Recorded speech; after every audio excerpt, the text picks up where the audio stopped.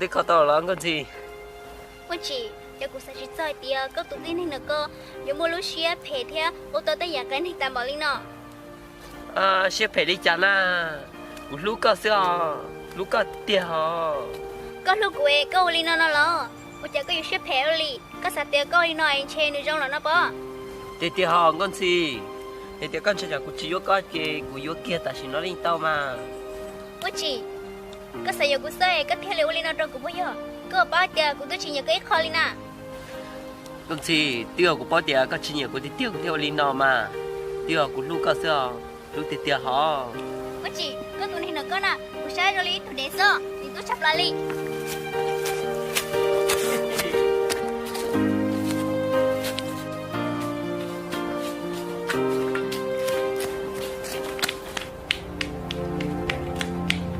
chua cho mà con gì chua à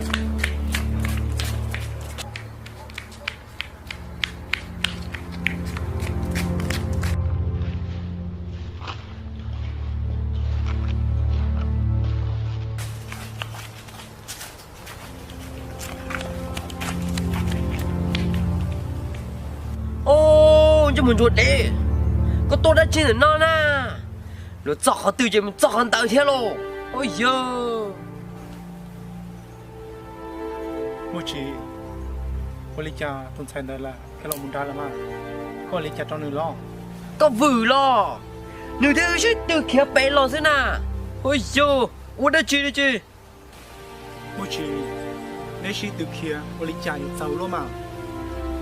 nửa từ kia tụi mình bao xưa nè bây giờ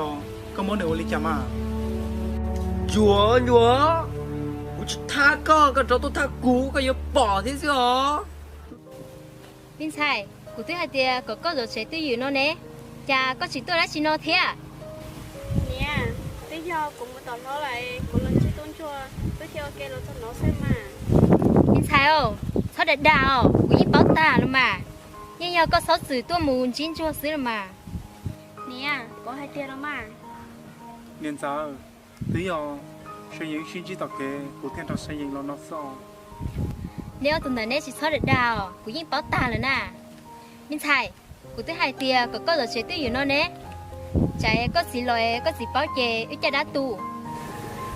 nên sao bây giờ hai tiền giải tiền chính giải bao lo cũng mà lấy hai chính giải sao Chú anh chú ơi, hay cụ xưa cụ tôi chính chân nè. Ê chừng hai tiền hay có chính giờ. Thế có thiệt cái tua xưa. nên sao tới rồi cũng mà hai chính giải tới rồi nếu cũng có trong tới theo mà Chỗ tồn trên một luôn à con à. Như để nhất xíu xíu tôi chỉ mua nè. Chừng hai đã chỉ đi có thế à. Nếu anh trên mua nè nè, cha của hai cụ cho lui nếu chỉ bóng lông đi. Che hai đâu đếm lông để chừng bóng luôn nè bố. Nè, chỉ sáu hai đi con mà. Nhớ ta lo, của sai có tôi chỉ đâu đi con xa. Cha không nó cóอยู่hai lúc sáng luôn đi. Cụ yi chỉ lông đi nọ mình xài. Che nhau có lúc luôn rồi có tiếp bộ cụ giáo xưa. Có tuần trên môn chua nè con à. Có những chỉ tàu của tụi mình xài đi rồi mà. nên sao giải tiền chính giải đấy nhiều bây giờ lo cũng mà linh chế tàu đấy à Chua, có chừng hai tia, biết đâu bé cha nó ló. Có một bá hai tia, có chừng chúa mình xài bắt chia. Linh nhẹ, có đứa thẻ chỉ tao ta nè. Nhà hai tia, biết nó nên gạo cho nè, có bồi thẻ tao ấy mà. Cũng như bá hai tia, có tuần chua là có thẻ chỉ tao liò. Sáu thải kỳ lưu sư. nên sao giải tiền nên nó không đau lo cũng mà linh chế tàu đấy mà Nè, ba chia tên nha, chỉ sáu hai sao là mà. Thế cũng chỉ tao nó lên tư, của yếu nó nên gọi cho đi nè. Hỏi yêu yêu mình xài, có chỉ bó đã chia, chỉ sáu thải đã chia. Chua, nhà hai tia, có sáu tao của tụi mình xài thưa. Có một ai của tao nên gọi cho tua. Cũng mà linh cho đó có. Xin lỗi mình chị.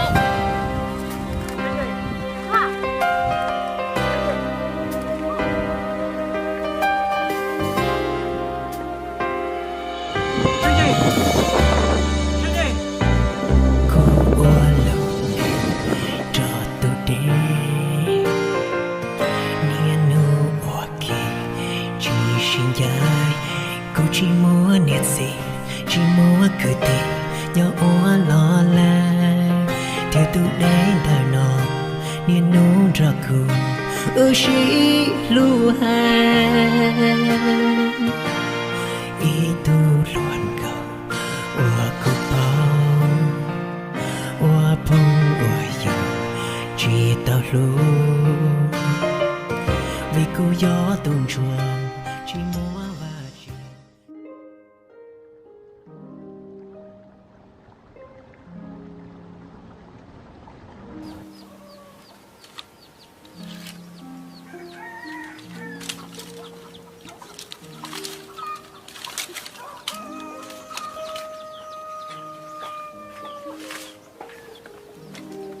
có nhớ chế lo con gì có tua lo mua chỉ của tôi tôi có một chế mua chỉ tôi công tôi một chế lo nó có bộ mua té theo con gì hôm nọ cũng nhớ chế sư của chị mua té là lo con này thích tí này của nhà kia của xin cả mua tỏi đá là linh đã lo con gì có bộ mua hơi lửa theo giống mua nào của bác cậu theo của tôi chỉ mua hơi lửa đã chị ua sẽ có bộ mua hơi lửa đã chị ua nhưng thì có mua hơi lửa đã chị ua về có cả chị mua có hơi lửa con gì chỉ mua liền nhưng có chỉ mua theo nó cứ mua xí giờ bố chị của nhà kia của xin cả chị nhau chế lại chế của chị không có mua xí của giờ ra chế của con đâu có giờ chế chứ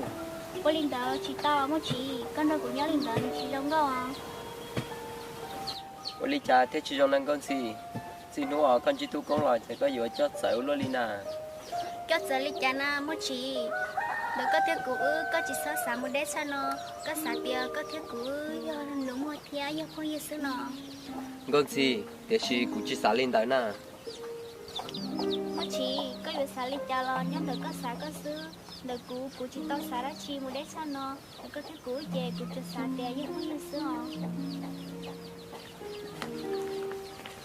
con gì cũng như bảo thì có nhiều tu con lại có chỉ xả trong của hành luôn mà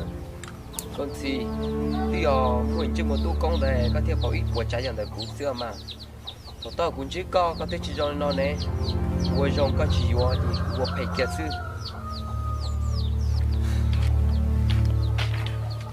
có sao cậu cũ mà có đi sinh hình lo cũng mà tao có tí rồi quý người vừa tao có lợi chứ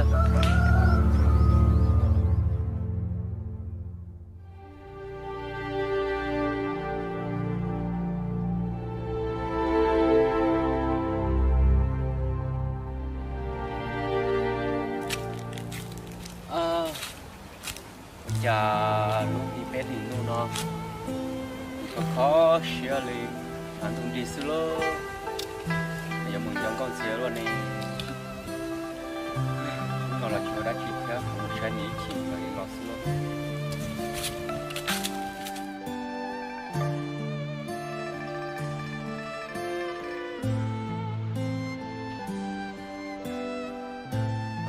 đúng không có tiếng phiên sư có tiếng cả năm chị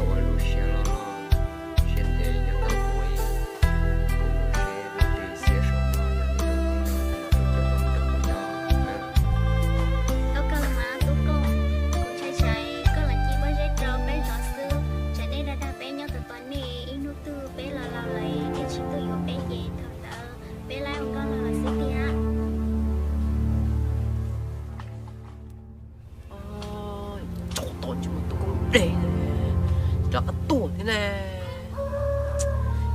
sao tự chỉ rồi tổng đeo rồi chỉ tốt thở thế nào có gì có chỉ sống chết thế nào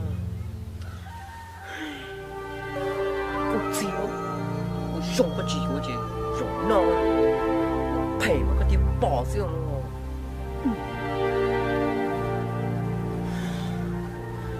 shit. mà con thì cuối chỉ đã con đi mà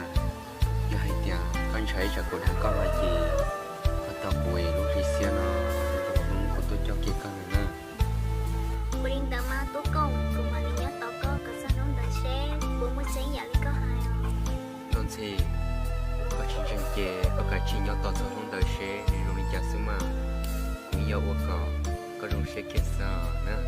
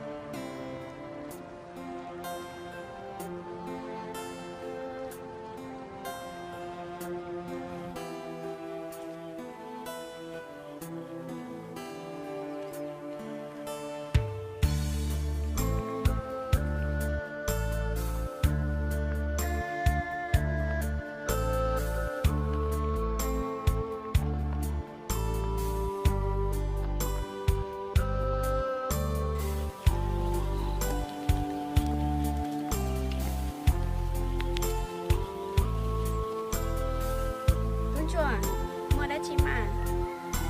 Chơi dành, chỉ mua bây giờ của tuần chỉ cao sư Linh đã sư lo Linh đã sư mà có chỉ sáng chỉ của nó chị do tí do của xã tiệt có mua đã chị có theo của tôi thả nó sư bây giờ thì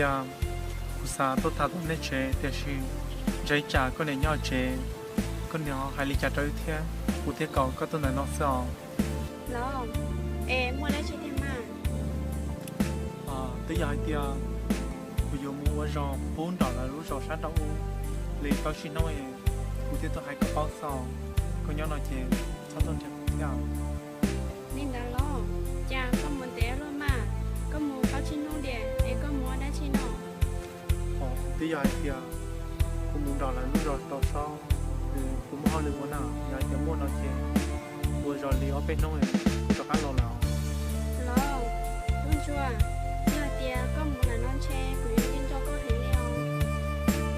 cô là con dọc cái nhà theo thì chỉ giờ cũng chỉ tao họ lựa chơi cô là sẽ sai sự theo